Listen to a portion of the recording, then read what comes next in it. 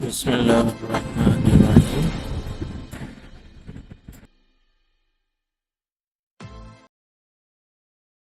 अच्छा, तो नेक्स्ट हमारा क्वांटम नंबर है magnetic quantum number. Magnetic quantum number जो है इसको हम स्पेशल ओरिएंटेशन क्वांटम नंबर भी कहते हैं।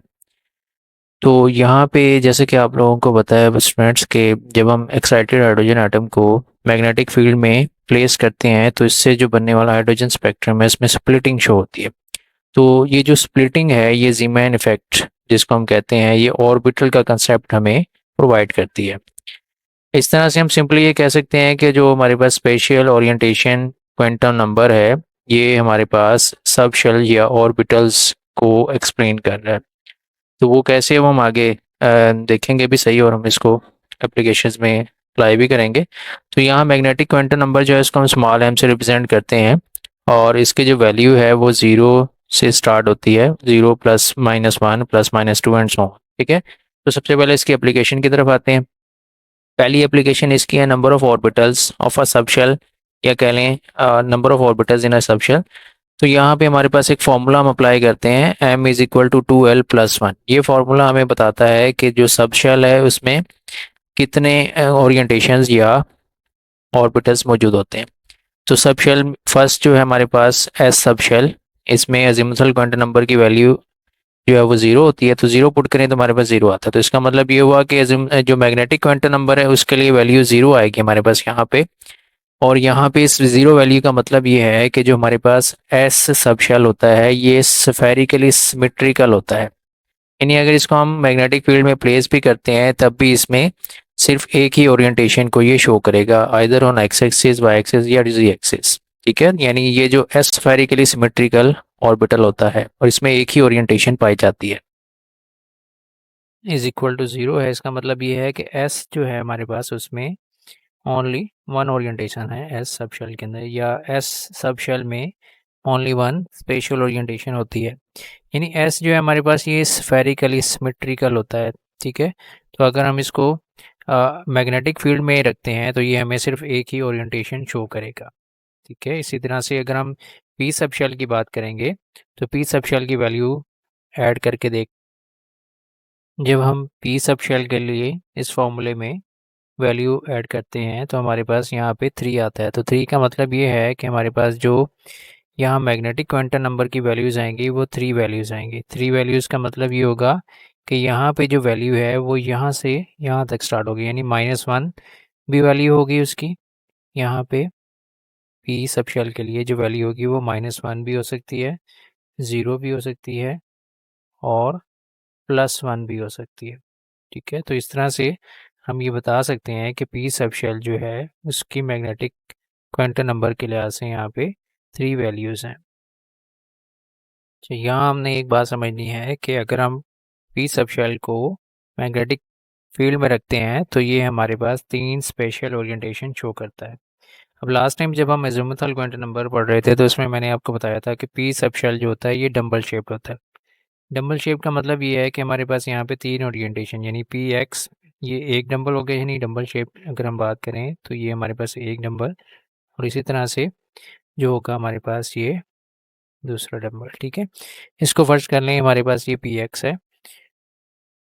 इसी तरह से हमारे पास अगर हम पी वाई की बात करेंगे तो ये इसी के ऊपर ये दूसरा डंबल हो जाएगा पी वाई, और इसी तरह से ये पी वाई, और इसी तरह से अगर हम बात करें यहाँ पे पी जेड, तो ये तीसरी ओरिएंटेशन पी ऑर्बिटल्स की पी जेड।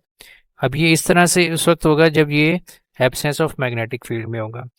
जब इसको हम मैग्नेटिक फील्ड में रखेंगे तो in the presence of magnetic field ये तीनों जो ऑर्बिटल्स हैं ये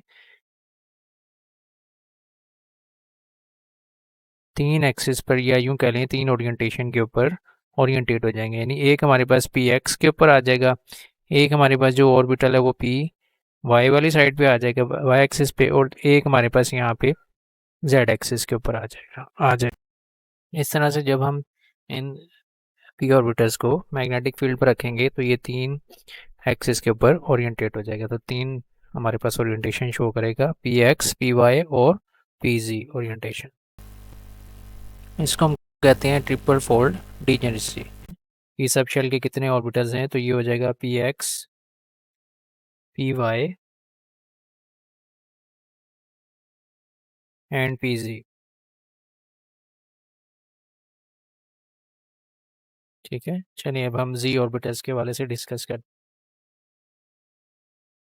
जी, तो डी ऑर्बिटल्स के लिए जब हम बात करेंगे यहाँ, तो हम देखते हैं कि ज्योमेट्रिकल क्वांटम नंबर की वैल्यू हमारे पास 2 है। तो यहाँ पे इस फॉर्मूले में जब आप 2 पुट करते हैं तो हमारे पास यहाँ पे 5 आंसर आता है। तो इसका मतलब ये है कि हमारे पास डी ऑर्बिटल्स के लिए 5 वैल्यूज़ होंगी मैग्नेटिक क्वांटम नंबर की, -2, -1, 0, +1 एंड +2। तो इस तरह से डी सब शेल जो है इसकी हमारे पास 5 ओरिएंटेशंस होती हैं, ये 5 स्पेशल ओरिएंटेशंस होती हैं, इसकी 5 ओरिएंटेशंस होती हैं हमारे पास। तो यहाँ पे हमारे पास डी ऑर्बिटल जो है इसमें 5 ओरिएंटेशन है। जब हम इसमें फॉर्मूले में ऐड करते हैं तो हमारे पास आंसर आता है 5। तो एम की वैल्यू -2, -1, 0, +1 और +2 आती है। यानी इसमें जो ऑर्बिटल्स हैं वो कौन कौन से हैं, D X Y, Y Z, Z X, X square, -Y square और डी जेड स्क्र। तो यहाँ पे जो डी ऑर्बिटल है ये 5 फोल्ड डीजनरेट ऑर्बिटल है। इसी तरह से जब हम यहाँ पे वैल्यूज़ ऐड करेंगे एफ सब शेल के लिए, तो एफ सब शेल के लिए हमारे पास वैल्यूज़ आ जाती हैं, 7 वैल्यूज़ आएंगी।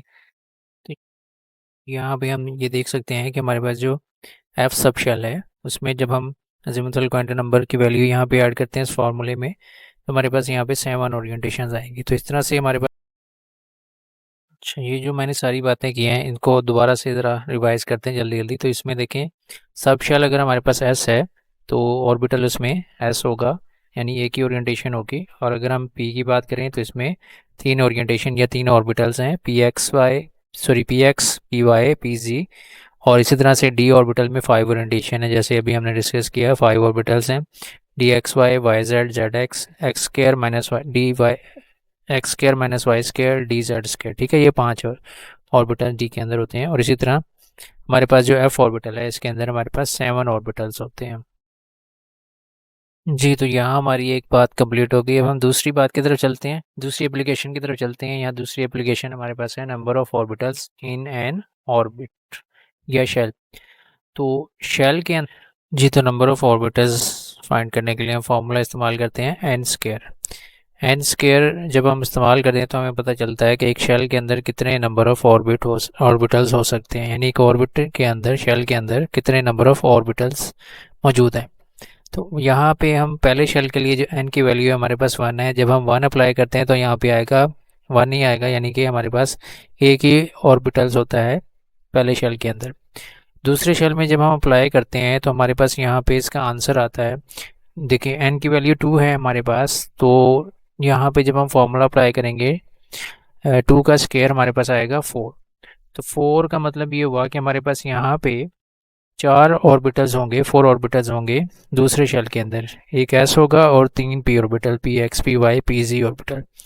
इसी तरह यहाँ अगर आप देखते हैं एम के लिए, एम सेल के लिए हमारे पास एन की वैल्यू है 3। तो 3 का स्क्वायर जब हम लेते हैं यहाँ पे तो हमारे पास यहाँ वैल्यू आएगी 9। ठीक है, कितनी वैल्यू आ रही है, 9। 3 स्क्वायर 9 आता है। तो इसका मतलब यहाँ पे एक एस सब शेल होगा, पी सब शेल इसमें कितने होंगे 3, और जमा हम कर दें यहाँ पे हमारे पास जो डी सब शेल है वो कितने होंगे 5। तो 5 + 3 8 और 1 एस वाला मिलाएंगे तो हमारे पास यहाँ पे टोटल कितने होंगे 9 ऑर्बिटल्स हो गए तीसरे शेल के अंदर। अब फोर्थ शेल के अंदर जब हम एन स्क्वायर लेते हैं तो हमारे पास आंसर आएगा 16। ठीक है, 16। तो 16 का मतलब ये हो गया हमारे पास एक एस हो गया। पी सब शेल की बात करें तो हमारे पास यहाँ पे 3 पी हो जाएंगे, P X, P Y, P Z. ठीक है, इसी तरह से डी की बात करें तो यहाँ डी जो होंगे वो हमारे पास 5 हो जाएंगे।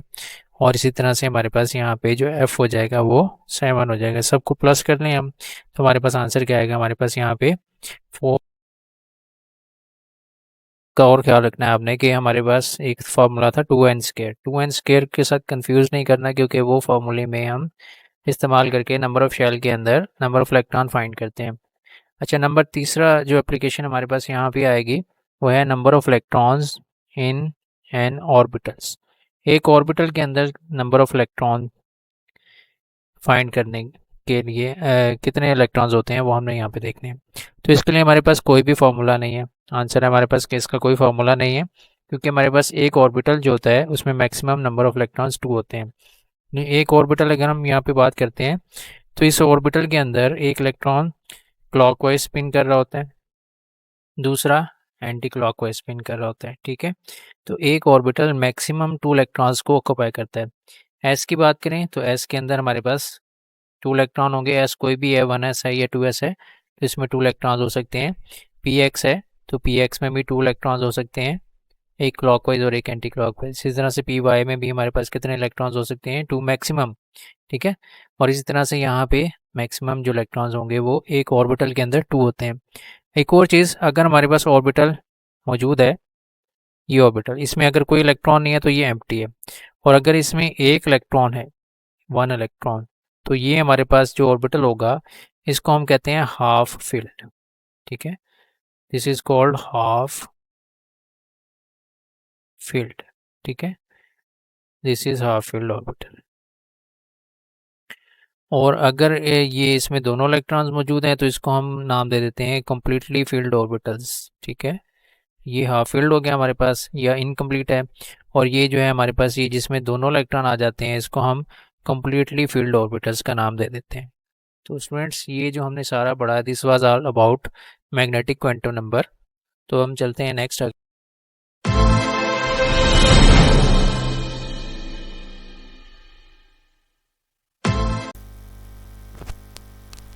जी, तो अब स्पिन क्वांटम नंबर की बात करते हैं। स्पिन क्वांटम नंबर को हम स्मॉल एस से रिप्रेजेंट करते हैं। जैसे कि मैंने आपको पहले बताया था कि स्पिन क्वांटम नंबर का श्रोडिंगर वेव इक्वेशन के सॉल्यूशन के साथ कोई ताल्लुक नहीं है। ठीक है, तो श्रोडिंगर वेव इक्वेशन जो है उसके सॉल्यूशन के तौर पे हमारे पास ये स्पिन क्वांटम नंबर हासिल नहीं होता। मज़ीद ये है कि इसमें एक छोटी सी बात मैं आपसे डिस्कस करना चाहता हूँ कि हमारे पास ये जो अल्कली मेटल्स होती हैं इनका जब हम स्पेक्ट्रम देखते हैं तो ये हमें डुप्लेट स्ट्रक्चर शो करती हैं। डुप्लेट स्ट्रक्चर का मतलब ये है कि यहाँ पे जो स्पेक्ट्रल लाइंस होती हैं ये हमें 2 लाइन नज़र आती हैं। हालांकि अगर देखा जाए तो अल्कली मेटल्स जैसे कि सोडियम, लिथियम, पोटेशियम वगैरह, इनके आउटर मोस्ट शेल के अंदर ओनली 1 इलेक्ट्रॉन होता है। लिथियम अल्कली मेटल, सोडियम हो गया, पोटेशियम हो गया वगैरह वगैरह, इनके जो आउटर मोस्ट शेल हैं इनमें ओनली 1 इलेक्ट्रॉन होगा। लेकिन ये जो 1 इलेक्ट्रॉन है इसकी वजह से यहाँ पे डुप्लेट स्ट्रक्चर शो होता है, तो इसको हमारे पास ये स्पिन क्वांटम नंबर जो है वो एक्सप्लेन कर रहा है। अब यहाँ पे एक बात ज़रा देखिएगा कि हमारे पास ये एक न्यूक्लियस फर्ज कर लें बना हुआ है, तो इसके इर्द गिर्द अगर यहाँ पे एक इलेक्ट्रॉन है जो कि वैलेंस शेल में मूव कर रहा है, तो ये ना सिर्फ इसके इर्द गिर्द रिवॉल्व करेगा न्यूक्लियस के इर्द गिर्द, बल्कि ये जो हमारे पास इलेक्ट्रॉन है ये अपने एक्सिस पर भी रोटेट करता है। तो ऐसी रोटेशन को हम नाम दे देते हैं सेल्फ रोटेशन। ठीक है, सेल्फ रोटेशन। इस सेल्फ रोटेशन से हमारे पास इलेक्ट्रॉन में एक मैग्नेटिक फील्ड क्रिएट होती है।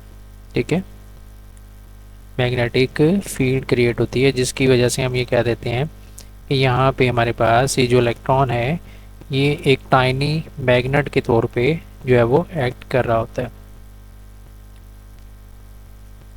ठीक है, तो यहाँ पे याद रखिएगा, यहाँ पे जो इलेक्ट्रॉन है इसकी जो सेल्फ रोटेशन है ये क्लॉकवाइज भी हो सकती है और एंटी क्लॉकवाइज भी हो सकती है। तो अगर ये रोटेशन क्लॉकवाइज होगी तो उसको हम +1/2 से रिप्रेजेंट करते हैं, और अगर एंटी क्लॉकवाइज होगी तो उसको हम -1/2 से रिप्रेजेंट करते हैं। तो एक ऑर्बिटल में याद रखिएगा एक इलेक्ट्रॉन क्लॉकवाइज रोटेट करता है तो दूसरा हमारे पास क्या होगा, एंटी क्लॉकवाइज। यानी एक अगर क्लॉकवाइज रोटेट करेगा तो दूसरा जो इलेक्ट्रॉन है वो एंटी क्लॉकवाइज यहाँ पे रोटेट कर रहा होगा। ठीक है, तो इस तरह से हमारे पास यहाँ पे 2 इलेक्ट्रॉन एक ऑर्बिटल के अंदर अकोमोडेट हो रहे होते हैं। अच्छा, आपके पास एक MCQ आ सकता है हमारे पास पेपर में, वो कुछ इस तरीके से आ सकता है, या आपसे पूछा जा सकता है कि इस कॉन्फ़िगरेशन में सोडियम की जो कॉन्फ़िगरेशन लिखी हुई है इसमें कितने इलेक्ट्रॉन्स क्लॉकवाइज स्पिन कर रहे हैं और कितने इसमें एंटी क्लॉकवाइज स्पिन कर रहे हैं। तो स्टूडेंट्स ये आप काउंट करके बता सकते हैं इसमें कितने क्लॉकवाइज हैं और कितने एंटी क्लॉकवाइज जो हैं वो रोटेट कर रहे हैं। ठीक है। इस तरह से एक और एमसीक्यूज़ आपके पास यहाँ पे आ सकता है। नेक्स्ट वाला कि हमारे पास अगर एक ऑर्बिटल की हम बात करते हैं, एक ऑर्बिटल की बात करते हैं, तो एक ऑर्बिटल में जब हम इलेक्ट्रॉन की बात करते हैं तो इलेक्ट्रॉन के ऊपर होता है नेगेटिव चार्ज। एक इलेक्ट्रॉन पे चार्ज कौन सा होता है जो आपको पता है? Charge is the negative on one electron. Question हमारे पास ये आ सकता है कि देखिए ना, एक इलेक्ट्रॉन, एक ऑर्बिटल है हमारे पास मौजूद है, इसमें दो इलेक्ट्रॉन्स हैं। तो दो इलेक्ट्रॉन्स जो हैं इन दोनों पे नेगेटिव चार्ज है, तो ये कैसे एक ऑर्बिटल के अंदर अकोमोडेट हो सकते हैं जबकि इन दोनों के ऊपर नेगेटिव चार्ज है? तो जब हम बात करते हैं यहाँ पे कि दो इलेक्ट्रॉन जब एक ऑर्बिटल में मौजूद होते हैं तो इसमें दो तरह की फोर्सेज इस पर अमल कर रही होती हैं। एक होती है हमारे पास इलेक्ट्रोस्टैटिक फोर्स ऑफ रिपल्शन, जो सिमिलर चार्जेस की वजह से रिपेल कर रही होती हैं, कि सिमिलर चार्जेस एक दूसरे को रिपेल करते हैं। दूसरा ये है कि यहाँ पे जो ऑर्बिटल्स हैं इनमें इलेक्ट्रॉन एक क्लॉकवाइज स्पिन कर रहा है और एक एंटी क्लॉकवाइज स्पिन कर रहा है। जो इलेक्ट्रॉन यहाँ पे क्लॉकवाइज स्पिन कर रहा होगा, तो फर्ज कर लेते हैं ये वाला जो इलेक्ट्रॉन है ये क्लॉकवाइज स्पिन कर रहा है। तो जब ये क्लॉकवाइज स्पिन करेगा तो इसके इर्द गिर्द मैग्नेटिक फील्ड जो है वो क्रिएट होगी, मैग्नेटिक फील्ड, ठीक है। तो फर्ज कर लेते हैं इसमें जो मैग्नेटिक फील्ड है इसका जो नॉर्थ पोल होगा ये ऊपर होगा और जो साउथ पोल है वो हमारे पास नीचे होगा, और ये किस तरफ घूम रहा है? ये क्लॉकवाइज रोटेट कर रहा है, ठीक है। तो इसकी वजह से इसमें जो मैग्नेटिक फील्ड क्रिएट हो रही है तो ये एक टाइनी मैग्नेट के तौर पे काम कर रहा होगा। इसी तरह से ये जो दूसरा वाला है जो कि एंटी क्लॉकवाइज रोटेट करेगा, इसमें क्या होगा कि इसका जो साउथ पोल है ये ऊपर होगा और जो नॉर्थ पोल है इसका नीचे होगा। तो इस तरह से होगा ये कि जो मैग्नेटिक फील्ड दोनों इलेक्ट्रॉन्स में अलग अलग क्रिएट हो रही है तो इसका साउथ पोल इसके नॉर्थ पोल को अट्रैक्ट करेगा, ठीक है, और यहाँ से ऊपर से इसका जो नॉर्थ पोल होगा वो दूसरे इलेक्ट्रॉन के साउथ पोल को अट्रैक्ट करेगा। तो इस तरह से इसके अंदर दो तरह की फोर्सेस जो हैं वो जनरेट हो रही होती हैं। एक हम कह देते हैं इलेक्ट्रोस्टैटिक फोर्स ऑफ, हमारे पास रिपल्शन की फोर्स है, दूसरी हमारे पास आ गई मैग्नेटिक फोर्स ऑफ अट्रैक्शन। तो यहाँ पे ये दोनों फोर्सेस जो हैं वो इक्वल बट अपोजिट डायरेक्शन में एक्ट कर रही होती हैं। तो इस तरह से ये दूसरे एक दूसरे को कैंसिल कर देती हैं और यहाँ पे हमारे पास जो इलेक्ट्रॉन्स हैं वो एक ऑर्बिटल के अंदर अकोमोडेट हो जाते हैं। कि एक ऑर्बिटल में दो इलेक्ट्रॉन तभी अकोमोडेट करेंगे जब एक क्लॉकवाइज रोटेट करेगा और एक एंटी क्लॉकवाइज रोटेट करेगा। ऐसा कभी भी नहीं होगा कि दोनों क्लॉकवाइज हों या दोनों एंटी क्लॉकवाइज रोटेट कर रहे हों, तो ऐसा कभी भी किसी ऑर्बिटल में मौजूद नहीं होगा। तो एक हमेशा इलेक्ट्रॉन क्लॉकवाइज रोटेट करेगा और एक एंटी क्लॉकवाइज। तो इस तरह से इनके दरमियान में जो बनने वाली टू फोर्सेस होंगी वो equal in magnitude but opposite in direction होंगी, जिसकी वजह से हमारे पास एक ऑर्बिटल के अंदर दो इलेक्ट्रॉन जो हैं वो